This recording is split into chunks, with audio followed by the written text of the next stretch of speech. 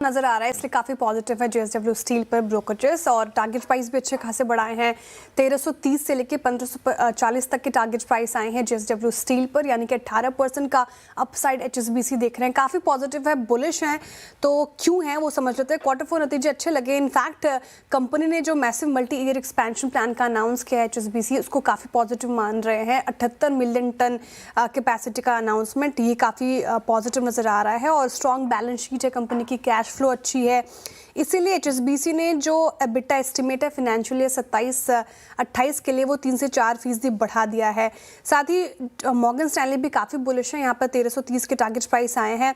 उनका मानना है कि क्वार्टर 1 में मार्जिन्स और एक्सपैंड होने की उम्मीद है, यानी कि आउटलुक और पॉजिटिव नजर आ रहा है।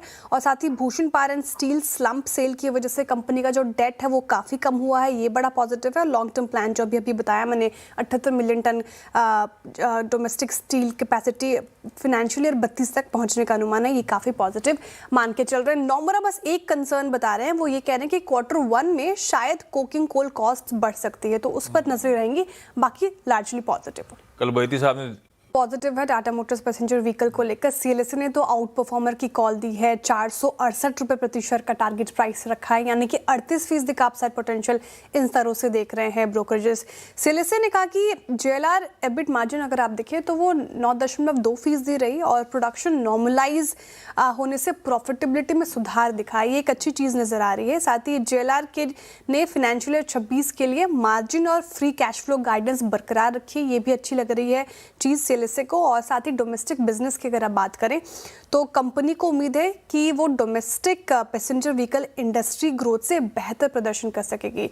तो काफी आउटलुक पॉजिटिव नजर आ रहा है, इसलिए बुलिश रिपोर्ट। आशीष और काफी पॉजिटिव है मुथूट फाइनेंस को लेकर, स्पेशली टारगेट प्राइस देखिए आप सीएलएसए की तरफ से 4600 रुपये प्रति शेयर का टारगेट प्राइस, यानी कि 30% का अपसाइड पोटेंशियल नजर आ रहा है। सभी ब्रोकरेजेस काफी bullish, outweight, overweight, buy, out performer तक की कॉल आ गई है।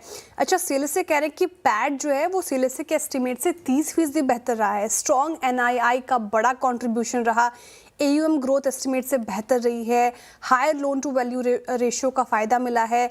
और साथ ही अब सीएलएसए मान के चल रहे हैं कि फाइनेंशियल ईयर 27 में पैट और अच्छा कर सकता है, तो एस्टिमेट जो है वो 15% बढ़ा दिया है। बर्स्टिन जो आउट परफॉर्मर की कॉल दे रहे हैं और 4500 का टारगेट प्राइस है, उनका भी 29-30% का अपसाइड पोटेंशियल। उन्होंने कहा है कि स्ट्रॉन्ग क्वार्टर रहा है, हायर गोल्ड प्राइसेस, 50% साल दर साल एयूएम ग्रोथ देखने को मिली है, ईपीएस में 100% से ज्यादा का साल दर साल जंप, ये काफी पॉजिटिव है। बस एक कंसर्न उन्होंने बताया कि स्टेज 2-3 वाले लोन्स जो हैं वो थोड़े बढ़े हैं और इसका कारण है आरबीआई क्लासिफिकेशन चेंजेस, तो यहाँ पर नजर रहेंगे। मॉर्गन स्टैनली भी काफ़ी बुलिश है, इन्होंने भी फाइनेंशियल ईयर 27-28 के लिए ईपीएस एस्टिमेट्स बढ़ाए हैं 6 और 4%। और ये भी कह रहे हैं कि लोन ग्रोथ तो आगे इंप्रूव होगी ही, साथ ही वैल्यूएशन के लिहाज से देखें तो काफ़ी अट्रैक्टिव बना हुआ है फिलहाल। तो मुथूट फाइनेंस भी रखे रडार पर। यूनाइटेड स्पिरिट्स पर एक्चुअली होल्ड, साथ ही बाय की कॉल आ गई है, तो थोड़ा मिक्स्ड है ब्रोकरेजेस। सीएलएसए क्यों होल्ड की कॉल दे रहे हैं वो समझ लेते हैं, क्योंकि उनका कहना है कि क्वार्टर 4 में ऑब्वियसली वॉल्यूम जो है वो साल दर साल गिरा है, एस्टिमेट से कमज़ोर परफॉर्मेंस रहा है और इसका पीछे का कारण रहा महाराष्ट्र मेड लिकर से कंपटीशन। लेकिन पॉजिटिव चीज़ ये है कि ग्रॉस मार्जिन 280 बेसिस पॉइंट साल दर साल बढ़े हैं। वहीं नॉमुरा पॉजिटिव है यूएसएल को लेकर, क्योंकि उनका मानना है कि उनके एस्टिमेट्स के मुताबिक ही रहे नतीजे। ऑपरेटिंग मार्जिन बढ़ा है, 19.4% पर पहुंच गया है। और साथ ही अंडरलाइंग एबिटा ग्रोथ जो है वो एक्सपेक्टेशंस के मुताबिक स्टेबल ही रही है, तो आगे ठीक ठाक कर सकता है यूएसएल नॉमुरा के अकॉर्डिंग। तो रखे यहाँ पर नजरें, लेकिन यूएसएल को लेकर थोड़े ब्रोकरेजेस डिवाइडेड है। ओके, बता देती हूँ सर, Okay. यहाँ पे ब्रोकरेजेस काफी पॉजिटिव है। टारगेट प्राइस जो आए हैं वो 5854 रुपये प्रति शेयर का, नॉमुरा काफी पॉजिटिव नजर आ रहे हैं। और जो अपसाइड है करीब करीब वो 30% का 25% का देख रहे हैं। इनफैक्ट क्वार्टर 4 नतीजे काफ़ी अच्छे लगे हैं और ऑर्डर बुक में जिस कदर स्ट्रेंथ नज़र आ रही है वो काफ़ी पॉजिटिव नज़र आ रही है। ऑर्डर बैकलॉग जो है वो 2.5 लाख करोड़ तक पहुंच गया है और कंपनी के पास अभी इतने ऑर्डर्स हैं जो उसकी 1 साल की सेल्स से लगभग 8 गुना है, तो ये काफ़ी अच्छी चीज़ लगी है नॉमुरा को हाल में, इसलिए रखे फोकस में। और बैलेंस शीट की बात करें तो यहाँ पर भी साल दर साल करीब 21% की बढ़ोतरी देखने को मिली है, तो आगे चलकर हाल अच्छा परफॉर्म कर सकता है, तो यहाँ पर भी नजरें रहेंगी। परफेक्ट है।